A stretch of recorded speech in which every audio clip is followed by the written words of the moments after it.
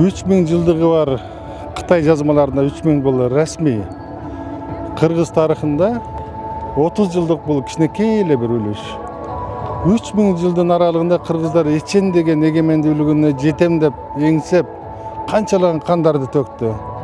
30 жылдың içinde biz ошол төгүлгөн ата бабаларыбыздын кандарын, тарыхта кандарды актай албатабызбы? Бактай албатабызбы эгемендүүлүктү? Маселенин баары ушунда болуп атат. Себеби 30 жыл biz толук кандуу эгемендүү мамлекет катары толук кандуу калыптан алган жокпуз, өнүгө алган жокпуз. Себеби мамлекетибиздин байлыгын талаттык, тоноттук.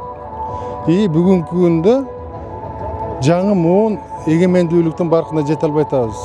Ошон үчүн кыргыздын жаштары бүгүнкү күндө атайын сурамжылоо боюнча 90% өз мекенин, ата журтун таштап кетүүгө даяр болуп атат. Ошон үчүн булардын баардыгы мекенчилдикти, мамлекетчилдикти калыптандырууда биз өтө өксүктөргө жеттик, байлыгыбызды талаттык.